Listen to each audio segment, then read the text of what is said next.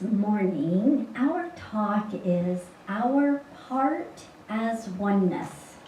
A little bit different title than usual.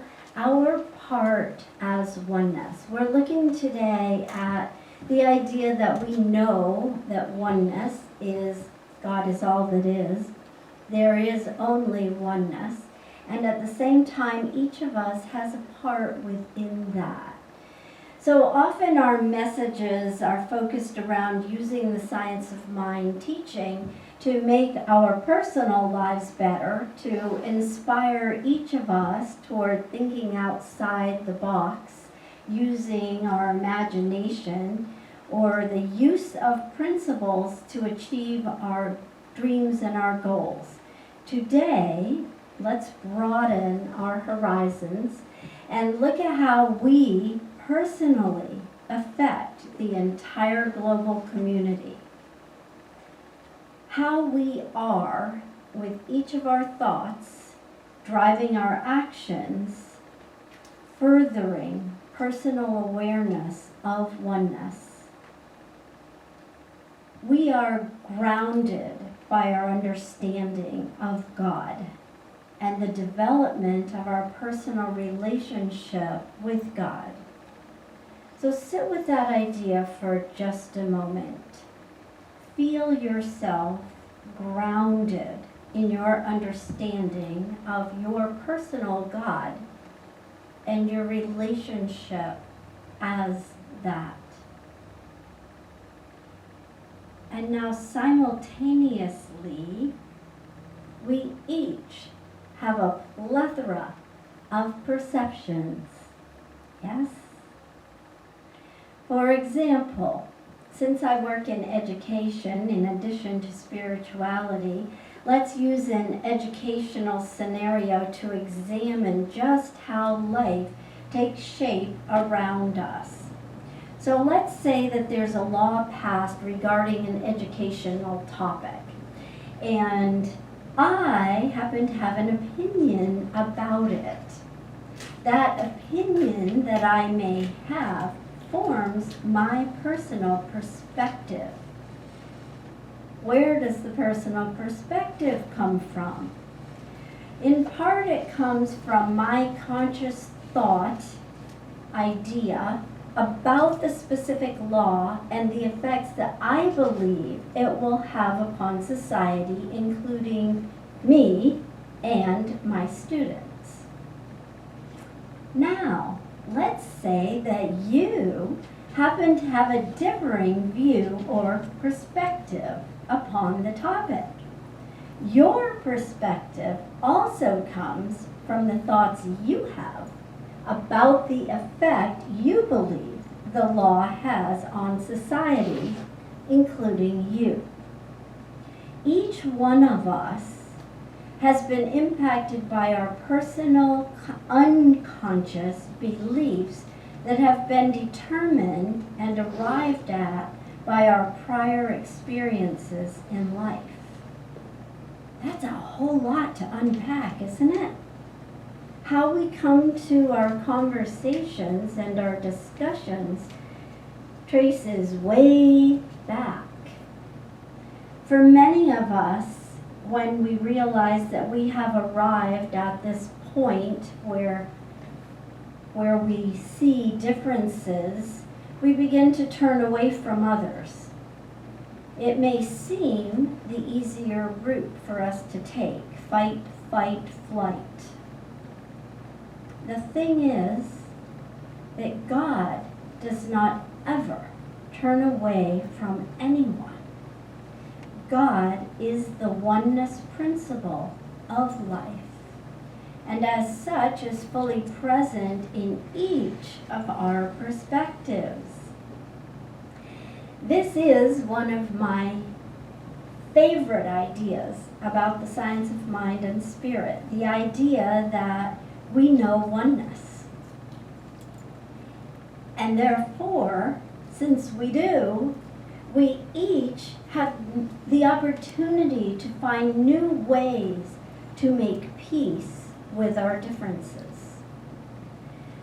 I will just bet that if we started writing down if each one of us had a notebook and a pencil and we started writing down all of our perspectives, we could not find one person that agrees with every one of our perspectives. I bet you'd agree with that too. I haven't met anyone yet.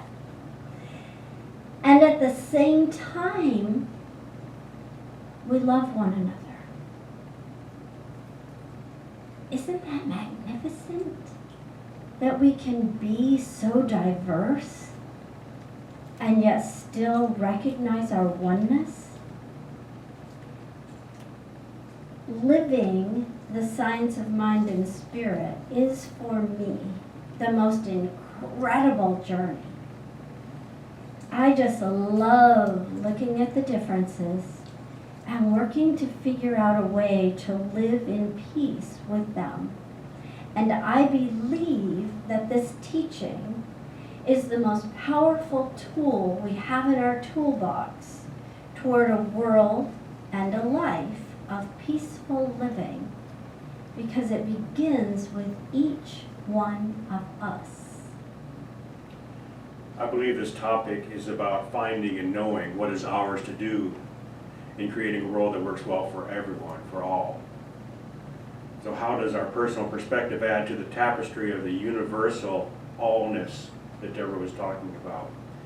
That's a tremendously big concept in which our individualized solitary essence seems to get swallowed up or somewhat insignificant. What difference, after all, can one voice make in the universal scheme of life? This is when we have to remember that our one voice is one with the one life. There is no such thing as an insignificant part of universal power. The full power of presence of the universe is equally present in all that is, including not only us, but every single tiny little part of us. We have to remember and claim, I am the voice of God in physical form. I am the Spirit expressing into my world. My perspectives are divine ideas in the mind of God made manifest through me. We have to get over the idea of listening to the still small voice thinking just because it's within, it must be something hidden or secretive or subtle. We need to learn to listen to the still small voice within and know that it's really a big deal. It's a cosmically huge deal. There's actually nothing still and small about the voice of divine intuition, because it's literally a divine revelation from God. Or maybe more accurately, it's a divine revelation of God within us. Well, since we are divine beings having this human experience, and since we're having constant conversations with the divine, what if everything we say and everything we do has universal consequences? We can see from our personal perspective at ground level, where we are here, that what we see and do has consequences in our personal life. But what if everything we say and everything we do has universal consequences? We are all, after all, vessels of divine operation. Each of us is a vessel of divine operation. The only reason we may not recognize the awesome importance of our contribution to the universe is because we have a limited perception of our own value and worth. We tend to leave a small footprint and relegate ourselves to insignificance through limited ego. This all keeps us from being all that we can be, and it keeps us from recognizing our true nature of who and what we are. Well, I've had the amazing opportunity to literally know my voice makes a difference. I've been blessed to stand on a huge stage with full orchestra and chorus with my solo voice cutting through the rich, indescribable musical power that's coming out, and the wooden stage literally vibrates, and I feel that vibration in my feet, and I feel the sound of hundreds of voices and instruments on my back. And I've realized that my individual solo voice is carrying an integral part of that whole message. I also stood right here and spoken in simple, quiet tones, sharing my personal insights that I know are making an impact on those who hear me. And I know I've made a difference in the world. I've seen it happen in other people's lives, and they tell me about it. I can say that my mission in life has been to encourage others to feel that freedom of expression. A spirit finds voice through them, being an open channel of spiritual truth, finding access into the world. I also had this experience a few years ago. I used to teach voice at the local colleges, and at the beginning of each semester I would sit down with the students in the first time and I'd say, why are you doing this? This is not an easy A. You could have taken some other class and learned a bunch of facts, but this actually requires changing physical habits and learning to do things differently than you've ever done before. So why would you choose this as elective, or as your major course study, actually, for that matter?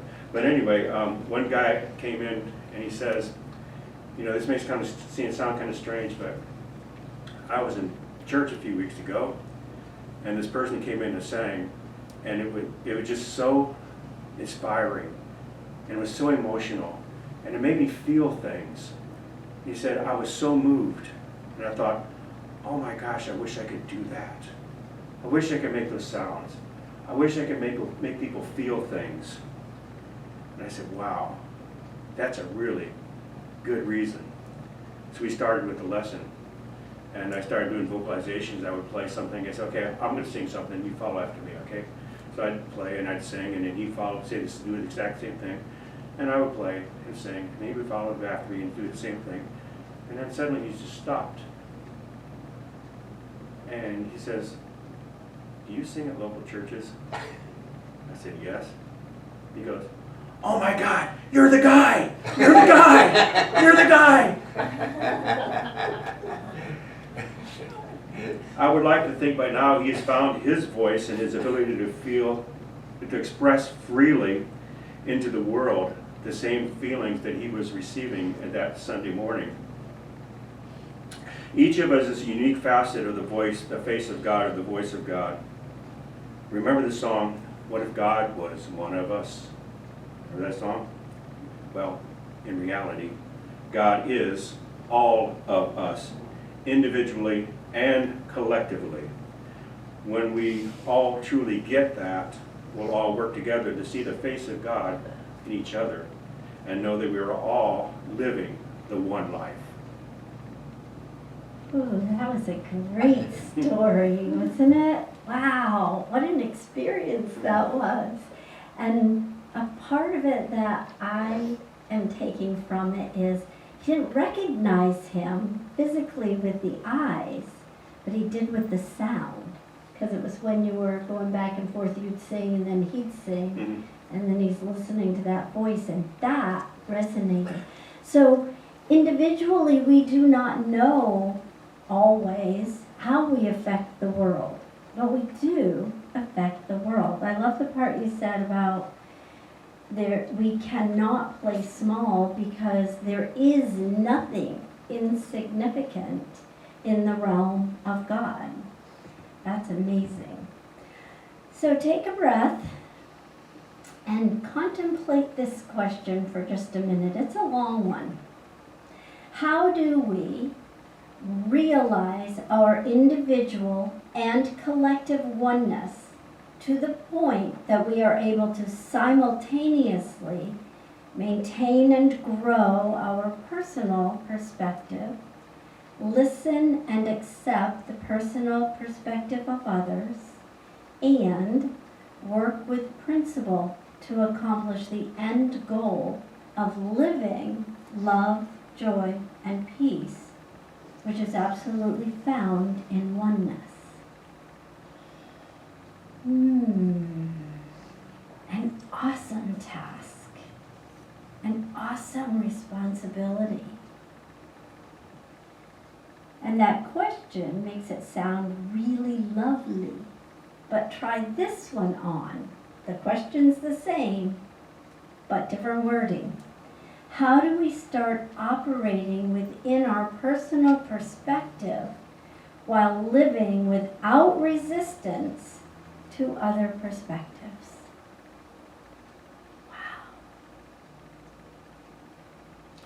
How to remember our own truth while working in harmony with other truths, knowing we are all sharing perspectives of the one truth. Well, we know that it's a process.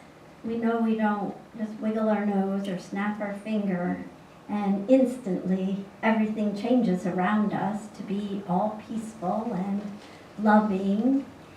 We know it's a process, and we do not pretend that we have all the answers. We don't have your path or your answer, nor do we believe that science of mind's job to give you an answer or give anyone an answer, other than we do absolutely know that the answers lie within the whole. Therefore, they are fully present with us individually and collectively. And we have the ability to tap into them. Remember that still small voice is a really big deal because it's a divine revelation from God, a revelation of God, and it's a conversation with God. So in our brainstorming, some of the key elements that we believe are necessary for highest global outcome are using a voice of reason and logic, using open ears and open minds to hear and consider other possibilities. Use a voice of conviction and faith when you share your perspectives. Use imagination to discover a new plan of action. Use the voice of loving kindness. And know we're all in this together. Yes, we are all in this oneness together. We've heard that saying, make the dream work with teamwork. Effective communication is not something that we are usually taught in our youth. And it is achievable. It is an achievable primary necessity to living in harmony and balance. So during my teaching career, I have noticed a direct correlation between effective communication, happiness, and use that word rather broadly, good behavior, happiness, having fun, and so effective communication, happiness, and highest learning achievements. I notice a direct correlation in those. So I spend a good amount of time teaching my students how to communicate effectively when they work in teams, partnerships, or small groups, or whole group, but more the teams because that's where it's not as teacher directed. So while the students are working, and they're working on math, not team building, but they're working on math or science, while they're working, I've given them these ideas of ways to communicate with each other to arrive at a correct answer in harmony and peace instead of, that's not the right answer, you don't ever get anything right. That doesn't make us feel good, that kind of response. So I walk around and listen to them, and in our classroom we call them rich conversations. They love sharing their answers and their thoughts about how they arrived at their answer. So just this past week they had 2 of the best days they've had since I've been there, and as working together. And some of the comments I heard were some of the students, which they didn't come in saying things like this, But these couple of days, so now I know they've got it. The seed is planted. They are capable of this effective communication, and their scores rise because they're learning and growing together. They said things like, "Wow, I really like the way you explained that."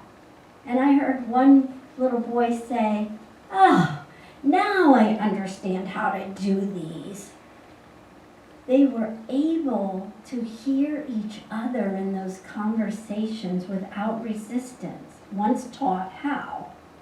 One of them said, "Why don't you take the next turn? Because I've had a couple turns here."